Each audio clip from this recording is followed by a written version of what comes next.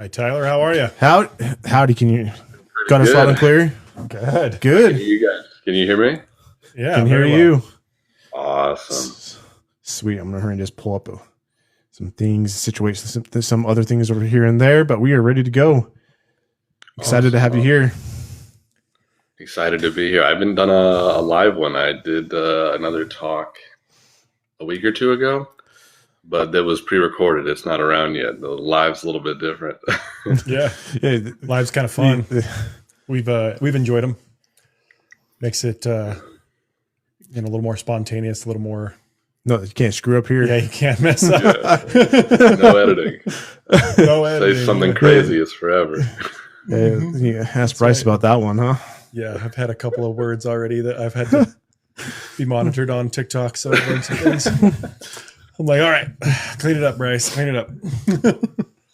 Sweet. Well, for everybody who is listening or joining us, we are talking about Glorybound. This is Tyler. This is your first book? My debut novel. Yeah, I wrote a couple of short stories before this, but this is novel number one. Good. Well, we're excited to have you here. We read it. We were talking about it earlier before, and we're excited to really dive into it and about your journey as an author and just kind of everything in that atmosphere. So, Absolutely. So thanks for coming. Thanks for having me. This is a fun thing we like to do now. So we're always excited to have an author that wants to come out here and do this with us. Yeah, it makes it way more fun when we're able to talk directly to the author about their book, what it's about, what kind of inspired you, where it came from, that kind of thing. So tell us a little bit about Glorybound, maybe the title, the ambition about that, or, where this started. I've seen a couple of your videos and I've read the tribute to is it your sister? My sister, yeah, Tori. Yeah.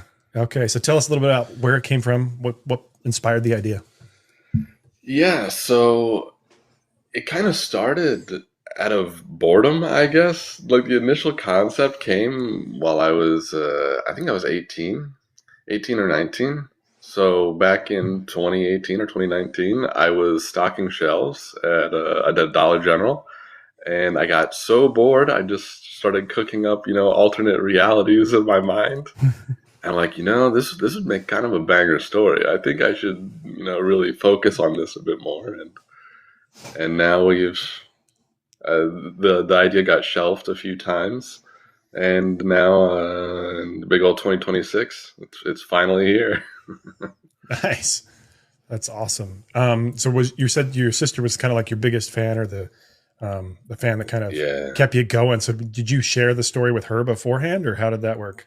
Yeah, whenever I would finish a chapter, I just uploaded it to a Google Doc that was shared with her. I was like, Tori, read this. Tell me if it's good, because she really likes fantasy books. So I was like, you're the only person I know that's reading fantasy books. I need you to be honest if it's bad. And she read every chapter. She goes, no, it's good. I liked it. I'm like, do you have anything else to say? No, it was good. I liked it. So that's awesome. Yeah. Very supportive, very, very good sister. I think if I sent a book to my siblings, they'd be a little more sarcastic. So that's pretty awesome. And she's like, yeah, it's great. Mine would probably rip me apart. Not my writing, just me personally. I don't even dare. That's always. I don't even dare to. I've kind of like ventured into trying to like write a book or like what I do, and I'm like, I can't. There's like no way I can have my family read this. Yeah, it's embarrassing. I think more so to have people that read something you write, because if it's a stranger online and they say you're cringe, it's like, I don't care. You're not real to me. If my parents read my book and they say that this is really bad, Tyler, well, it's like, this is personal damage. Yeah. Now you got to go to bed with that, right? Like, yeah. But then at the same time, when they say good things, you're just lying. You're lying about my feelings. It's because you love me. It's because you care about me. Yeah. You don't know. Yeah. There's that double standard of I'll take what they say with a grain of salt unless it's good, and then I can't take it at all. Yeah. That's funny. Okay, so tell us a little bit about the title Glorybound. ambitious title, and then the kind of the subtitle, like what does that mean to you, for the story, for the plot? Because is this going to be a trilogy, or is this going to be a duality? I know you got plans for another book, but I don't know how many books it'll actually be. It'll be as many as it needs to be. I know it will be more than 3. okay, Actually. cool. So after that, I don't know. Because I know how books 2 and 3 end, and that requires at least like 2 more. So like right now, I think 5 or 6 Okay, is where it'll end. very cool. So with the title, I thought it was punchy, and it kind of encapsulates the themes. All the characters are very ambitious, and so they're glory-bound. And with the subtitle there, it I think could be taken literally or figuratively a bit. Like there's this item that's kind of the plot device of book 1, the Planescape, and it is literally made out of stone, and it kind of holds the entire fate of the world in its hands. So, and on a more figurative level, it's hundreds of years ago, the fate of the world was already written, so it's kind of set in stone as well. There's no real recourse for what people can do because the people responsible are gone and their successors are in the shadows somewhere. So, Right on. For your main character, Callan, is that how you say his name? I'm I always terrible at pronounced it pronouncing names. Kalan. Kalan. Okay, So- see, Okay, that's something we're gonna have to. just we're, correct We're us. both terrible when it comes to pronouncing words. Yeah. And so if we say it wrong, please correct us so we Just- know how to. Just I mean, fix even it. like going Just back say, and "Hey, reading, Bryce, like that's wrong. And if, in fantasy, a lot of the words are just made up. Like I know Kalan, I'm fairly certain is actually a real name in like Scotland or Ireland, but I don't know how they say it. I've always just read it as Kalan because I think it sounds cooler. Kalan So- sounds way cooler. That is way better.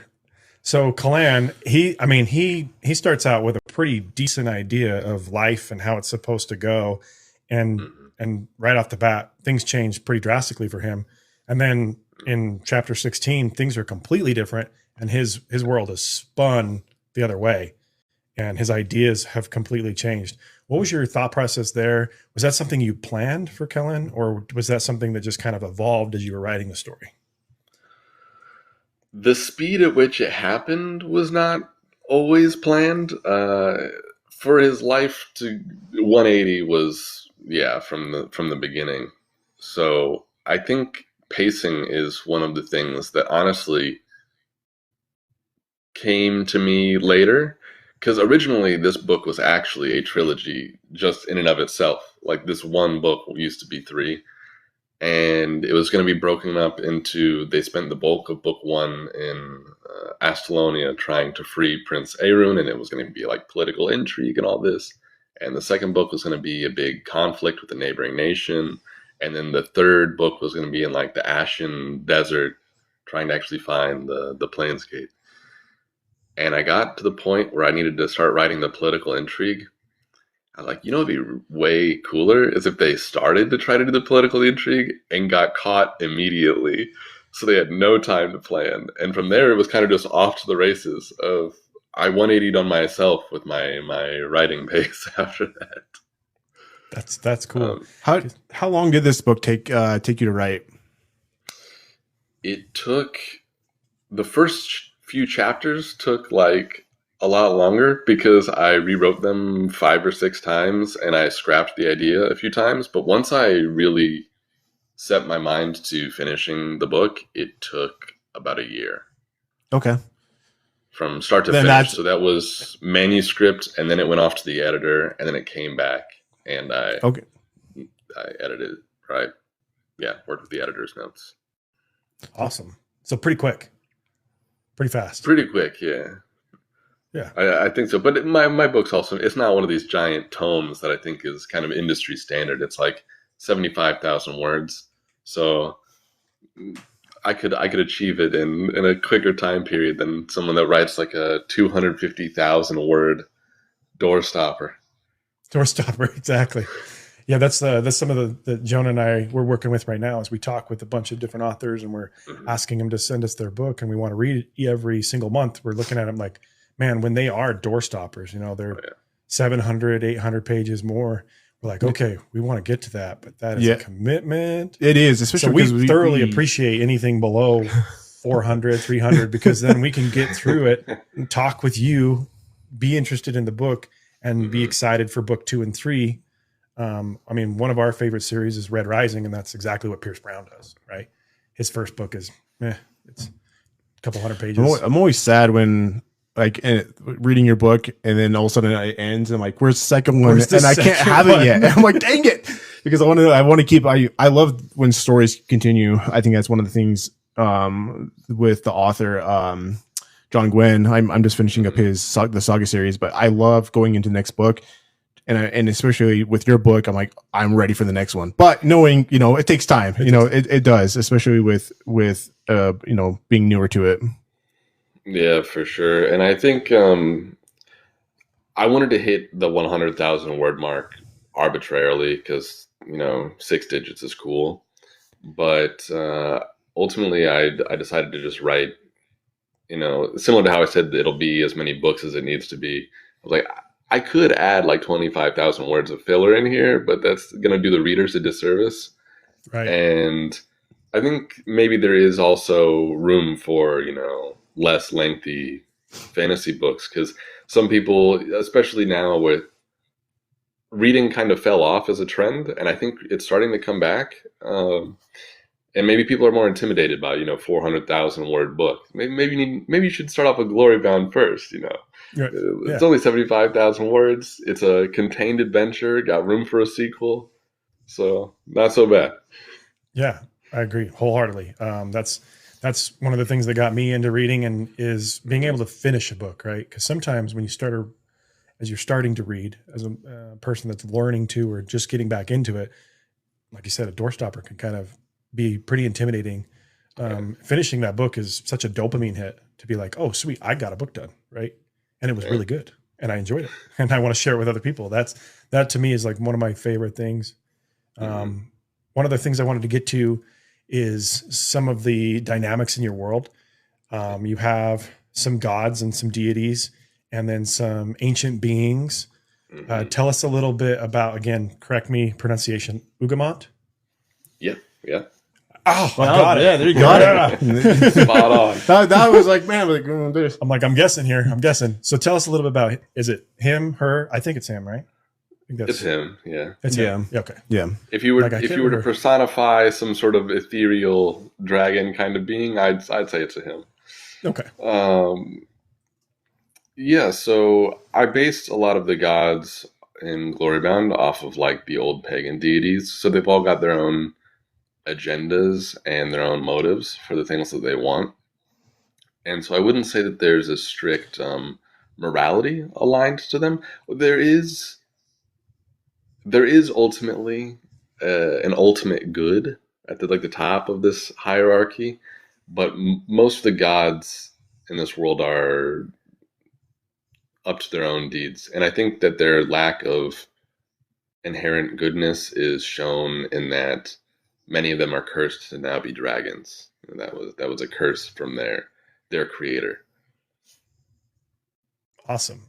Well, how does is it Adam or just Adam? How does he fit in all this? Is it ancient being? Does he have what Adam is the first god. He's kind of like, if you were to take sort of the Christian idea of God, an eternal being, the creator of all existence, that would be Adam in this case. So the reason I said that there is an objective morality and an inherent good in the world would sort of depend on him as overseeing creation.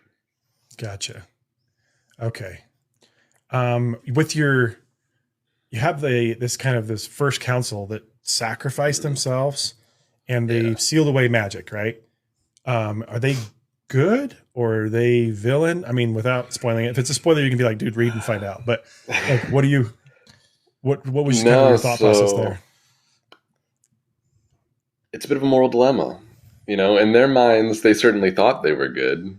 The story goes that there were several calamities brought on by magic in a row, and these 13 or the 13 most powerful wizards in Centrum decided to band together and essentially seal away magic forever. Because if magic doesn't exist, then it can't be used to hurt anybody. And that has unforeseen consequences. And now the book happens. Yeah. Yeah. So with that magic system, you have kind of a little bit of a dichotomy with is it Menthel or Menthel Menthel. and Arun, and Mm-hmm. Menthel had to learn and become who he is, right? And Arun's kind of got a natural gift and a natural take to it with mana. There's that like, is it better to be born to it and just have a natural instinct, or to have studied it and work towards it? What do you think, like Arun and Menthel think of each other? Do you think there's envy between the two of them? Because like one just kind of like, yeah, I can do magic. And the other one's like, dude, I've been studying my whole life for this. I think Menthel's probably a little bit jealous because he's the one that's really into the magic. Everyone else kind of just discovered it later on, and most of them still think it's kind of like nonsense for a lot of the book. To like, okay, this wizard guy says there's magic, but I haven't seen any evidence of that. Right. But so I think Menthel's probably a bit jealous of Arun. But Arun, how he views Menthel, I'd say probably more as a teacher because he actually understands it. Aaron was handed this gift and never taught how to actually use it for anything. And so anything he knows was self-taught and very limited and constrained. And so now with the help of Menthel, he can harness his potential to a higher degree. Now with Arun being the natural born, able to be the king, right? Mm-hmm. He has that calling, that background. So is his ability to have access to mana, is that related to his genetics, or is it just simply something that Arun was born with? It is related to his genetics. I touched a little bit more on that in book 2, so I don't want to give away too much, but it is tied to that. Yeah, that's where I was thinking it was going. So I was like, I think this is where it's going. I've got a question here.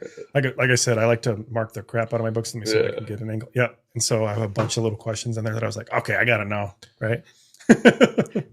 My question was, with Callan. Kalin. How are we doing it? When there we go. Kalan. When you were writing his story, I didn't get I think you might have touched this in one of your videos, but it was like, it goes into the hero story, like one who wants to be hero and versus the adventure story.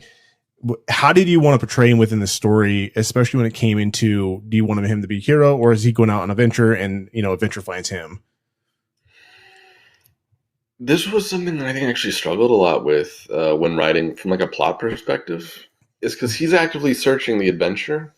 He's actively seeking out adventure, but how the adventure actually comes to start, I think is quite a challenge. Like once you're like a third of the way or a quarter of the way into the book, then things are going. Some characters, there's things going on, but getting that initial start to that, I guess, from a reader's perspective, the buy-in on the adventure, that's the most difficult. So I'm happy with the way it turned out, and I think things flowed kind of naturally in the first few chapters to get the ball rolling.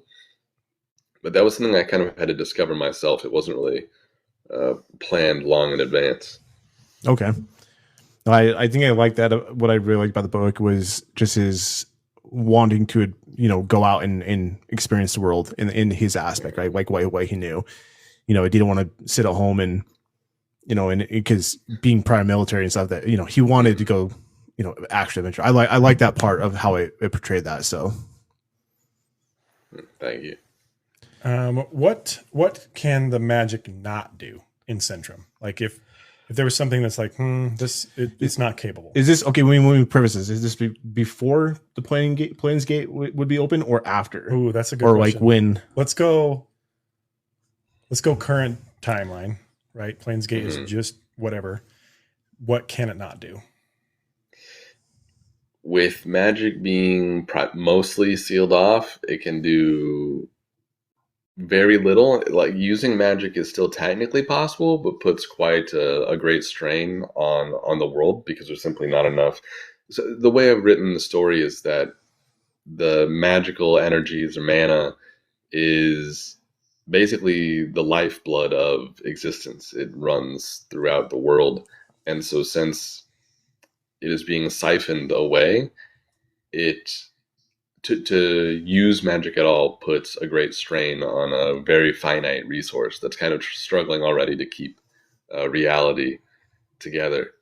But without the Planesgate, it could be a bit of a problem You're right. actually writing what it can't do because hypothetically, if you have enough mana and you have enough imagination, you You're could right. do just about anything. So Okay. Yeah, that was a good question, Jonah, for asking like whether it was pre Planesgate or post, because that changes it a lot, right? For the whole book, I'm sure. Let's see. What do you think? I wanted to have a little question about the dreaming, because the dreaming can unlock arcane arts for mortals, right? And so is dreaming just an inherent part of the world, or does somebody have to unlock their ability to dream in order to unlock that arcane? the way you have very good questions because there are ways I don't know if you've actually went back. I have like lore written out there. I don't really push it that much, but it is out there, and the questions are written very well. Like I feel like you have gone back and read what I've written. If you haven't, that's very impressive. But in the first age, mortals did not have the ability to dream at all. It was just sort of locked away, and there was an avatar of Ugamat who I named Alamat is a sort of human manifestation. He takes on the form of a human, and Alamat bestowed the gift of dreaming to the mortal races as a way to combat the gods who at the time were sort of just enthralling the mortal races to do their own bidding and to fight one another. So now, even in the Sixth Age, as mana is restricted, the ability to dream remains. It's just most people do it at a lesser capacity than what once was. And correct me. So when people dream, essentially, because I think okay, I'm gonna try to pronounce Menthel. He describes it as a way of being able to train within training, right? Like if you're dreaming, you can still train. People go in there to essentially when they're sleeping, they're still mastering their skill. Correct? Is that right? Yeah. Okay. Because it's more of a matter of the soul and the consciousness. And so if you're dreaming, you're conscious on some level. It's kind of like lucid dreaming, I guess. So if you take lucid dreaming plus, and now you can still do the mental work in your sleep. Yeah. Yep. Okay. No, I like that. I like the concept of that as that type of dreaming, especially. I don't want to spoil parts of the book, but there was a part in the book that oh my gosh, mental.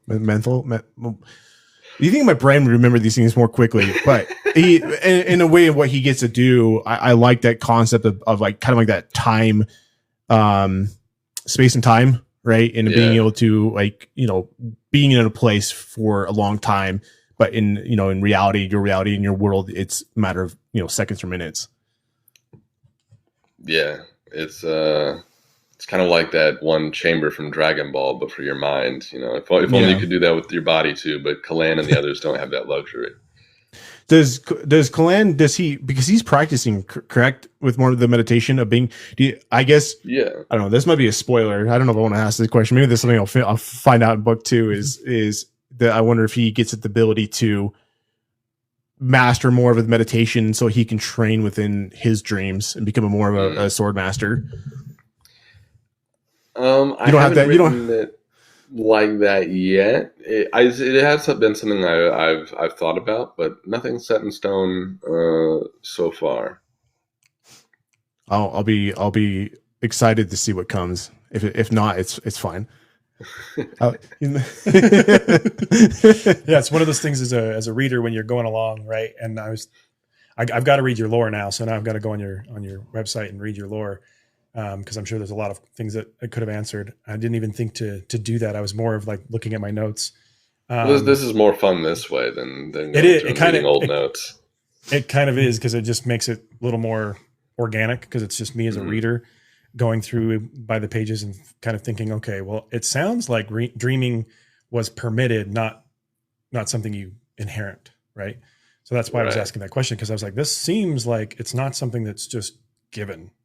It was provided by some entity, which is a cool concept, because like for us, when we dream, nobody permitted it, right? We dream. That's what happens. But having a being permit it, having it as a gift, a talent that some people can have, it's a really cool concept. Yeah, and it makes it really about the not having read in advance the notes I'd posted. This is very interesting for me, because it helps me see when people are reading the book their actual thoughts. Like, because for me everything is clear, but it's much more interesting for me to hear what are people actually thinking when they read this. What sort of ideas are they getting about the world and about how things are going to go? So it's better this way than if you already knew. Right. For Kalan, he wants to live kind of in as the heroes of old, right? That's kind of his big concept. That is his glory-bound idea. Is it still possible in the sixth age, or is that something that's like he's dreaming, right? To mind the pun, but is he up in the night thinking that he can be that? So in the sixth age, perhaps not, but book 2, titled Glorybound, Dawn of the New Age. So maybe at the beginning of the seventh age, it is still possible. So you'll have to tune in for that one. Okay, cool. That's very cool. Because I think that's kind of where my mind was going with him, is like, okay, he has this ambition. He wants this desire. He's found that the military isn't everything he wanted it to be. He's hoping that he can be more than that and be this hero of old. And adventure isn't something he's scared of, but it is something that he has to try and work towards. And I was wondering, I'm like, can he even accomplish this goal, or is just he was born in the wrong time? Because that's something I ask myself all the time. I'm like, man, I would have loved to have been born in the dark ages, right? Like, I am 6'4". Being a keyboard princess with air conditioning kind of sucks. Like, I would way rather 2 battle axes and have a great time, right? But we all have to wonder if you're born in the wrong time, yeah. Here I am, with air conditioning and keyboards. So it was cool to kind of see what he wants to do, and as if his age is limiting, right? It's a very comforting thing as a reader to know, like, that exists in other worlds, and those other worlds have their limits. And without something changing in that world, that you're stuck. There's just some type of ceiling, and it's whether that world's mental, or whether that world's a dream, or whether that world's physical. In this sense, you have to do something, right? So that was great. I thoroughly enjoyed that whole concept, and I like the answer that, hey, the new age might change things. Yeah, and I think that's what kind of drove Kalan to set off in the first place, is he was just mad at his circumstances, and he was bored of his life. I kind of say that all of my characters are self-inserts, and none of them are self-inserts. You just have to decipher which traits are me and which traits aren't. In this one, maybe a little bit. I got so bored, I created Glorybound. Kalan got so bored, he had to run away and go create the story for me to write. So. That's funny. That's good. We've got a question from the chat that says, what inspired the story? This is from J.M. Irving. Is that correct? I can't quite see it. What inspired the story? Yeah, was it a dream, a movie, a show? What inspired it?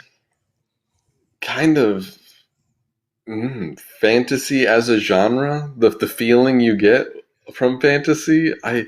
There's no one thing I can really pinpoint. I've always been such a fantasy head. Like, I remember being 4 years old and playing with a little toy castle, and I remember seeing clips of Lord of the Rings on TV and all of this. And yeah, it's hard to say. Fantasy as a genre, the, I think, higher sort of mystical, spiritual realities that it points to, and observing the world that we currently live in and wanting to express that in a medium that I am so fond of. Was this does this also entail your sword fighting, you where you got hit in the neck? Were you practicing? Yeah, the sword fighting came after. Actually, I'd written. Actually, I think I'd only got 6 or 7 chapters into writing Glorybound, and I started HEMA, Historical European Martial Arts. Joined a local club for longsword, and that's been a great source of inspiration for fight scenes. Really, like understanding how sword fighting actually works can really enhance how you write how a sword fight would work. Even though I still throw in like nonsense that wouldn't work because it's fun and it's cool and it's fiction. There's people casting fireball or whatever, and there's wizard towers that are like 1,000 feet underground. So It's what fantasy. if the sword fights That it works. Yeah. Yeah. Do you have a favorite character that's just like you hold dear because you created, or like you said, it has so many of your attributes, or she has so many of your attributes. They're like, oh, I gotta this one I really like. I think it's like a parent and their children. How you just love all of them. There's some that I may like more than others, but I can't say. The whole main cast I really like. At this point I've spent so much time with them, not only just in like the hundreds or maybe thousands of hours that I've spent writing now 2 books, but even all the time that you spend with them in your head. What if so and so did this? What if someone did that? What if they had this conversation? What would they do in this situation? It's like I've come to grow and to love all of them, all of the main cast. So it's hard for me to pick just one. Now you've assigned personalities to them, and you've given them perspectives of the world and how they see it. Was there a character that as you were writing, it changed the story because you're like, well, this is how he would think, so we got to go this way? That didn't happen in book 1. A couple days ago, I realized I'd written something wrong in book 2 with Arun. Actually, I can't get into too many details because pretty big spoilers. But Sure. I'd written a scene with Arun. I'm like, well, hang on. Based off of like how of his life and how he has lived and the way he sees things, he wouldn't say this. And so I had to like delete an entire conversation and rewrite it from a different perspective off of because he would think this way. So yeah, it definitely happens. And I try to stay consistent, but with a main cast of 6 characters, it can be a lot to juggle sometimes. Oh, for sure. Especially when they all have different backgrounds, different perspectives, different skill sets, and they all have different glory that they want. I mean, Herden is my favorite. I thoroughly enjoy Herden. He's the fan favorite. I think he's everyone's favorite. Yeah, I mean, really, even though he's not mentioned. I mean, he's in the book, but he doesn't have a lot of scenes. I don't know, man. This big, huge mammoth of a man carrying a stone sword that's kind of mysterious at the beginning of the book. That's fair. That's fair. That's fair. He does have a big sword. He does have a big sword. Sometimes the characters that have the limited appearance can have the most appeal because you want to know more. Yes. Yeah, that's true. Most definitely for Herden with me. Have you had some criticism with Glorybound that you're like, that's fair so far, that either from your fan base or from a family member or a friend that you're like, that's fair? I would say the number one criticism that I can definitely see, and I think this one's heavily a matter of personal opinion. So, but I can see it is the pacing. Glorybound is paced very quickly, intentionally. But I have had a few people say like, "Wow, this is fast to the point of either struggling to keep up with what's happening, or fast in the sense of I wish we got to enjoy more slow moments with these characters and actually get to know them more as people. And I think those are both fair points. Again, because as I said earlier, when I initially set out to write the book, it was going to be 3 books, this story. And it got condensed down into 1 because while I was writing, I'm like, it would be more fun to just, I think as a writer and as a reader, because I quite enjoy the more fast-paced things. I know there's people that love the slow, drawn-out, methodical writing style, but for me, I prefer the quicker paced stuff. So I can definitely understand why some people would be turned away for that reason. Also, my dad and my lovely wife called out a few bits where Priam's speech was a bit inconsistent because I wrote him with like an accent. And every now and again, I would like tweak that. So that's more of like an oversight. So now I'm paranoid. I went back, and every time they called it out, I would go back and edit the manuscript so that it was fixed. And now every time I write Priam, I'm like, is this exactly how he would say it? Do you? This is a question we've asked a couple authors now. Where do you keep and store your information about these characters and the things that you've added to from when you began to where they're at now, to like make sure that you are remembering kind of like where this person has become? Do you like sort of that, like I said, like in a document, or is it more stored in your head? Do you Against my better judgment, and because I'm lazy, it's mostly in my head. that's fair. That's what for months now, it wasn't a problem for book 1 because it's just 1 book, just write it start to finish and you're done. Now I have a second book, and because the first manuscript for book 2 is almost done. Like it's going to be off to the editor in like 2 or 3 weeks. And as I'm writing it, there's several times where I'm like, oh no, this detail.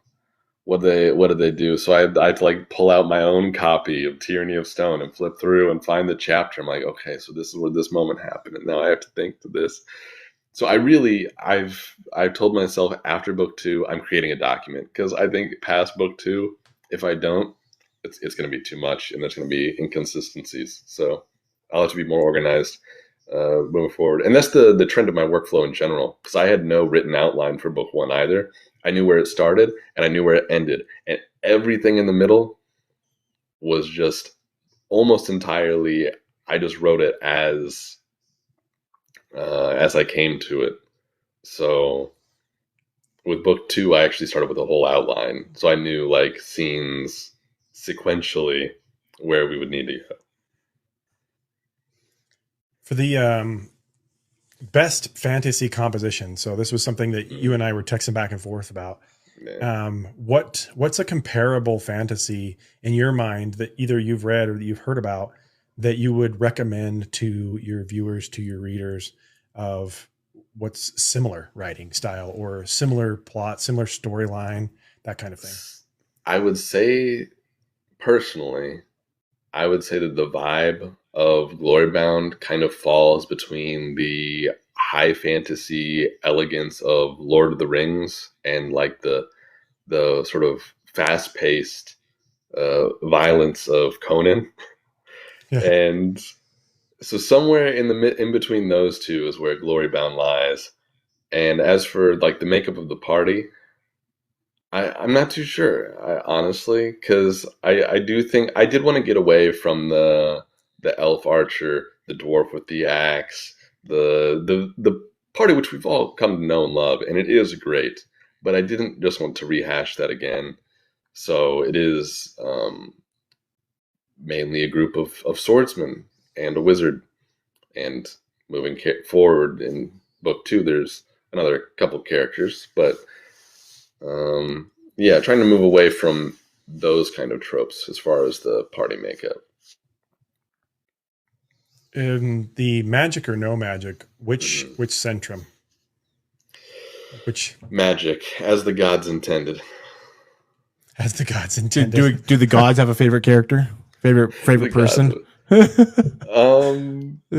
spoilers, so we'll have to. Oh, man. That's awesome, though. That's cool.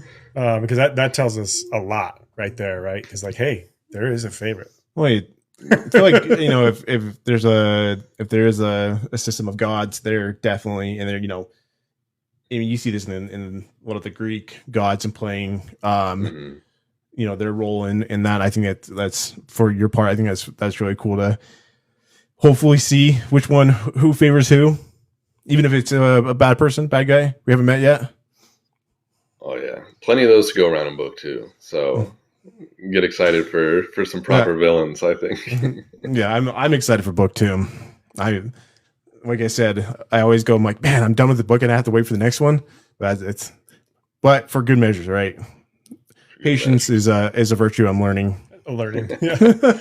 Of the characters that you have so far, which one do you think is the most, like you said, they're kind of a composite of you, but is there one that's more like you than any of the others?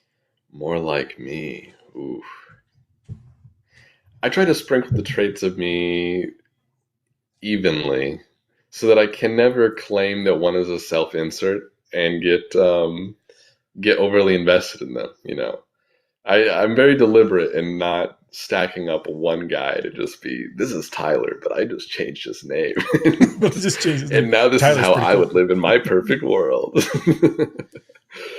So, but Is that maybe, hard maybe to a do, to favorite. not do that? To not insert yourself? Is that hard? Or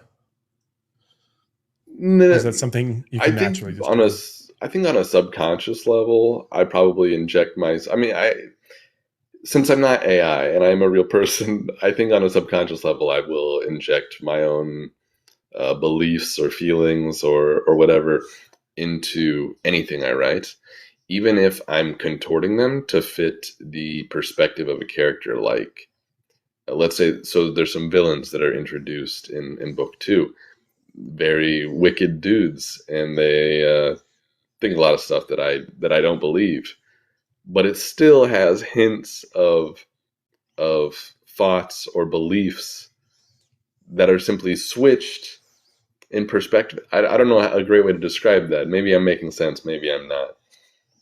So, No, that makes sense.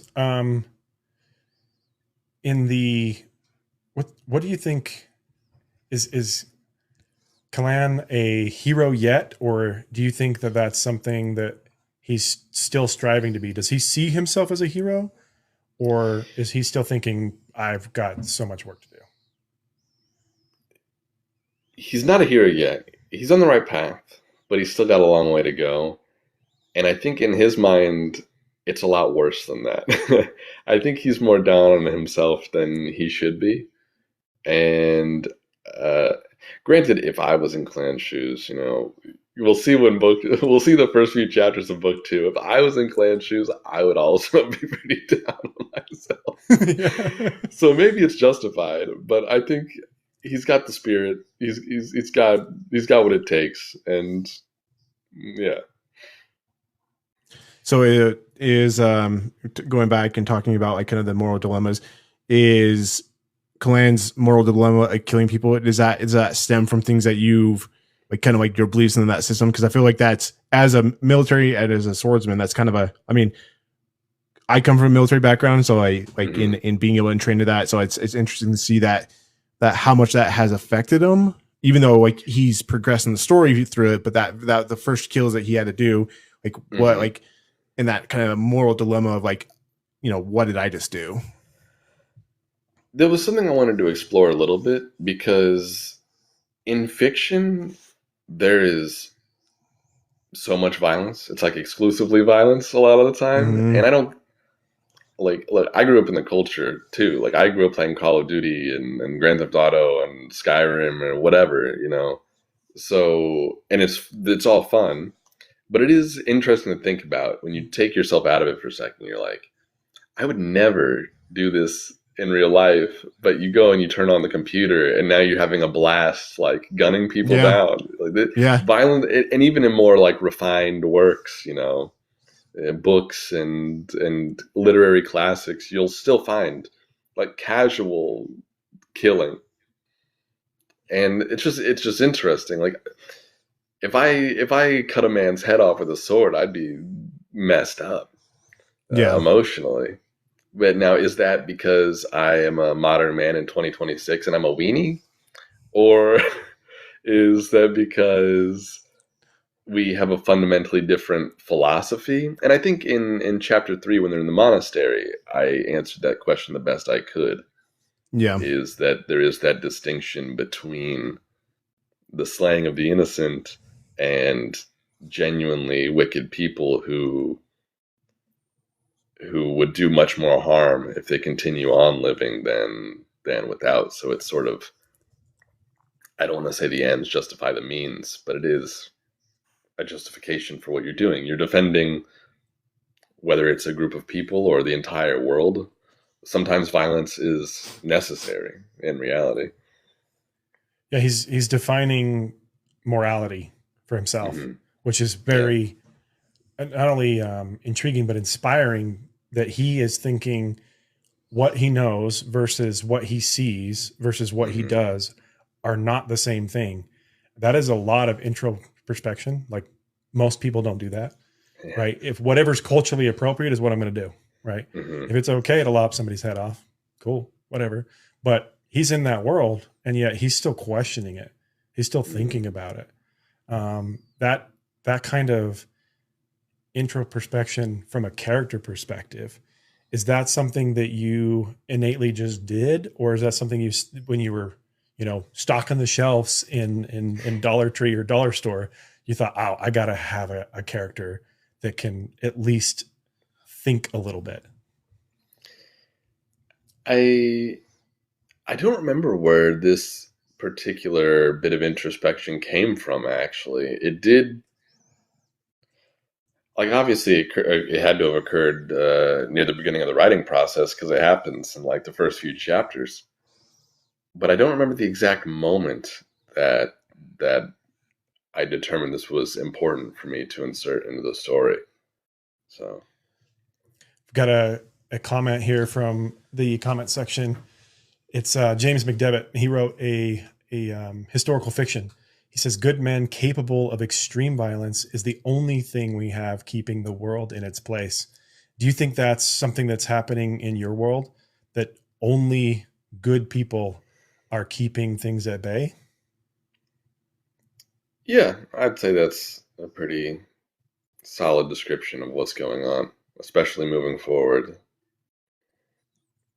It's going to be interesting to see then is when the Plains Gate is open and how that affects people's ability to keep things safe. I think that's going to be, that just popping into my head of even though, like, to that comment, like, how does magic affect the ability for good men to do things?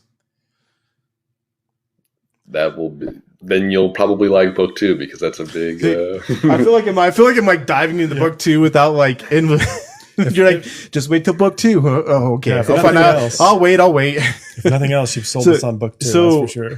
So talking about like within characters and things like that, and the scenes and morals, like, what was the hardest scene to write in book 1?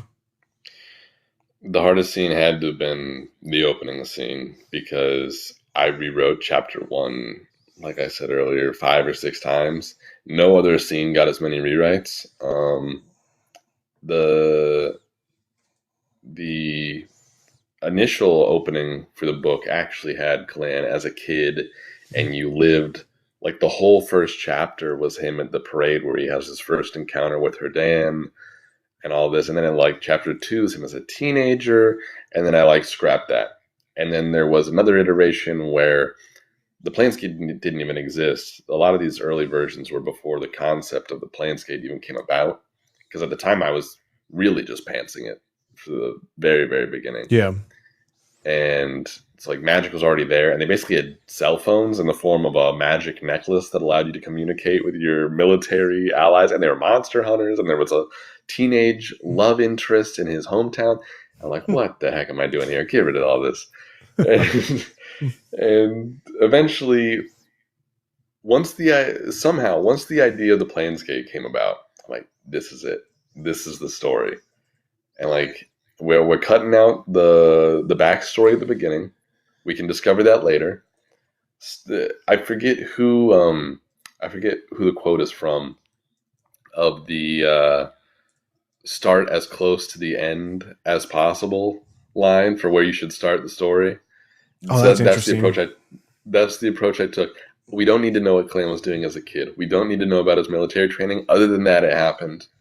Start on the night that he runs away from home, and then we'll see where it goes from there. That's interesting. Um, I mean, it makes sense. There's only so much you want to put in, and for someone's backstory, or you create, or people learn about it as you go, right? So that's, when I'm, thinking about writing a book, and maybe you can give me insight for this, but I'm always like, I feel like writing a book comes into what you did, like playing inside the head, right? Which would be like putting it down on paper and building these characters out. I'm always like, how do these scenes progress? How does an action happen? And, in this scene happen, and then how does that affect future writing? How does that affect future scenes and environments and whatnot? But did that happen to you? Do you like, okay, well, this happened, so I'm looking at, does this change this environment? Did this change this environment? Did Like those things how the happen different often? elements flow together. I guess it would be like if a fight scene happened and you're like, I want this fight scene to be this way. Were you looking at potentially how that could affect other characters or other scenes or other environments that came past that? So I have a general idea of where the story is going, and then Okay. if I need to make tweaks on the fly, I simply can do that. Um, and that's something that having a good editor really helps with as well. Is like in the earlier drafts, there were some either inconsistencies or things that should have been a bit different, or just some very interesting ideas on like character perspectives and how they would change Okay. that really, I think, polished the final draft of the story when I went through and like rewrote and implemented these different elements. I guess, so every book that you've written, or I guess for the first one, you had that, you played those scenes already. You were just putting them down on paper at that point. Is that more so than that? Yeah, for the most part, I have a list of scenes for book one, it was in my mind. On book two, it's down on paper already. But yeah, so it's finding compelling ways to link each of the scenes together, and that does Yeah. have its weaknesses. I think going back earlier to some of the criticisms, it can maybe sometimes feel like we're doing this, now we're doing this, now we're doing this, especially if you're not careful. There was a lot more of that in the early drafts of like this happens and then this happens, as opposed to this happens because this happens. Yeah. So keeping I guess the causal chain of events in a story is the challenge when you just have a collection of scenes in your mind or in your plot outline. So from your first book to your second book, how much, I would say I don't know how you would scale this, but how much did you learn that you've changed in your writing for your next book? Like what parts were you taking and really like trying to put into the other books? So this is something that's pretty interesting from my perspective, because I don't entirely know what people mean. Is I've heard multiple times that my writing is noticeably better the longer the book goes on. But I've never gotten specific feedback on what people mean by that. So I'm trying to take the writing style that I have. Like my writing, I think maybe it's more concise later, but that's honestly a little bit of a problem for me now. Because like I think in the earlier, like the first half of book one, the chapter lengths are between like 3,000 and 4,000 words. And in the back half, the chapter lengths are like 2,000 to 2,500 words. Okay. So since my writing style has shrunk, that's kind of like carried forward. Well, I will say this: your writing style is good enough for me, because there's some books that I have a hard time picturing a scene, but everything, I would say, probably out of most books I've read this year, I was able to picture what you were describing and in the way. So I really enjoyed kind of that descriptive narrative as far as your scene building, so that I can build those scenes in my head. That's always something I worry about, is like it's a balance of detail. I want to give enough but not do too much that it bogs down the experience. That makes sense. want to keep going on this thread, but I also want to ask the comment section, the chat section. After today, just a quick poll. Are you going to read it? Is it on your TBR, or do you need more info? I'll have Jonah type that in the chat for me. He's been running that for us because there's no way I can talk and type at the same time. He's capable of that. I'm not. Like, no, that's not how my brain works. But continuing on that same thought process, do you think that on those details that you're writing down, and as you're creating this world and you're building this, you have gods, you have a team of people, you have ideas and concepts of good and versus evil.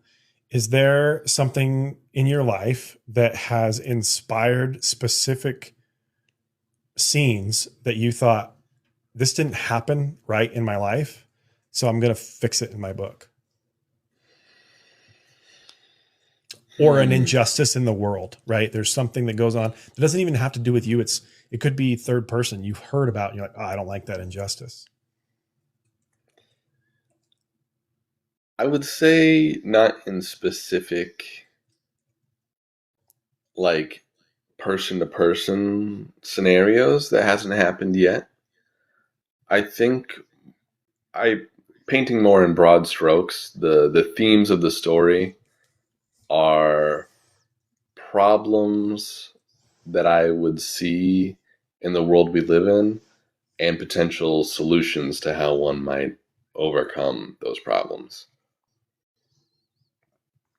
Yeah. But nothing on a specific person to person level yet. Yeah, that totally makes sense, because one of the things that I was thinking about when I was reading this, and then some of the discussions that we're having, how old are you? Like, you're fairly young writing this. Like, how old are you? I'm 26 as it currently stands. So you're 26 years old and writing. When did you start writing this book? 25, 24? Yeah, I was 25 when I actually took it seriously. And then you had the idea and concept in your early 20s? The world is what really popped into my head. It's like the overall cosmology and like the ages and like the different calamities throughout the world's history. That's really what popped in, and that's what stayed consistent throughout the writing process. I'm actually really happy I didn't start writing it when I was 18, because it would be a way different story and a way worse story. So as much as I kick myself for not starting when I was 18, it's probably for the best that I waited. Some life happened, right? You said that you married. Life happened. Yeah, life happened. It changes your perspective and reasoning. And I wonder if maybe some of the discussion and things that people are talking about, that your writing progresses and gets better, if life didn't happen and make that progression and change and more in depth and more. I think about some of the things that I've done in my life, right? I just turned 40 this last year, last month actually. And it drastically changes my opinion and perspective, just things that happen in life. Do you think that as you age and get older, that your writing style is going to change and that you'll continue to get that commentary from your readers? Yes. Yeah, I think that's definitely a case. And that's something I kind of worry about even with Glorybound, is the character, the main character, Clan, is he's 20 or 21. Sorry, I don't remember exactly. I'll have to check the notes. He's 20 or 21. So he's behind me in life now. But as the story continues, I do intend for the characters to get a bit older as there's different stages to the story. So that's a look into the future a little bit, a little sneak peek. But I'm a bit nervous to the point, like, I don't know the exact lengths of the time skips, but let's say hypothetically, I wrote a clan that was 40 years old. I don't know what it's like to be 40 years old. Right. So I do fear a little bit, if that were to happen, where the writing goes on like that, can I write a compelling 40-year-old clan? I don't know. Yeah, I mean, that's an excellent question. I think that would be something that would be kind of difficult, right? I could fairly easily write a character that's younger than me. But if I had to write somebody that was in their 60s or 70s and their things that they're dealing with mentally, I don't know. Like that's some good research to do. Yeah. Now we've gone over our hour, but what I want to do is have this opportunity for you to be able to just to sell your book, to say what it is, when your book 2 is releasing, and just kind of like your elevator pitch, so that there's a good clip, right? We want to clip this out and send this out to the world, and because you've been awesome, thoroughly enjoyed this. The notes that you have, the preparation, fantastic. So thank you. Well, thank you guys again for setting this all up. It's been a blast. I didn't even realize that an hour had passed already. I was worried I wouldn't be able to. I was worried I wouldn't be able to yap enough. As it turns out, I could yap just right. Yeah, just right. But yeah, so I would say that Glorybound, on a personal level, is aspiring to fulfill your highest potential. On a macro level, it is about saving a world that is intentionally, slowly being choked to death. And on an action level, is about having aura battles with the ghosts of ancient wizards. So that's the book in a nutshell. We've got book 2 coming up, which is upping the stakes. It's upping the writing, apparently, because it's getting better as I go along.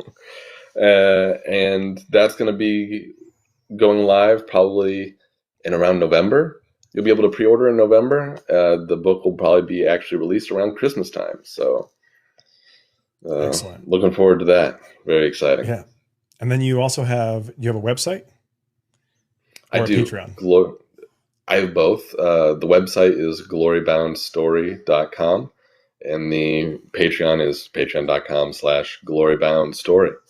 So you can check it there. I do serialize the early drafts, so you can actually read up to, I think, the first 12 chapters of early drafts for book 2 are up on my Patreon right now. All right, I'm going. Yeah, Jonah's not going to be able to wait. That's what he's going to stay. You said there we go. I got my information. Awesome.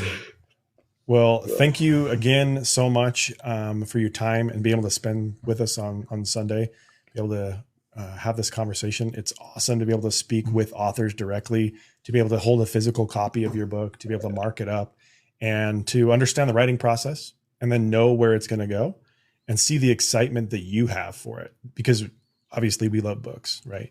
But to see somebody else on the other side that's so excited about the process and so excited to release this to readers that are anxious like we are. Yeah, thank you guys again. It's been amazing talking to you.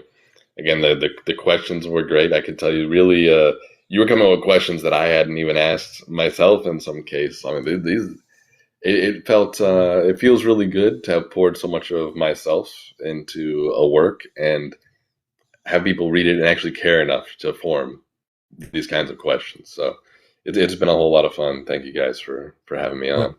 You're welcome. Awesome. Yeah. Thank you, Tyler. We'll have you back on when you're done with book 2. All righty. Well, I'll see you guys then. Thanks, Tyler. Yeah, thanks, Tyler. Thank you. And thank you, everybody, for watching. Yeah.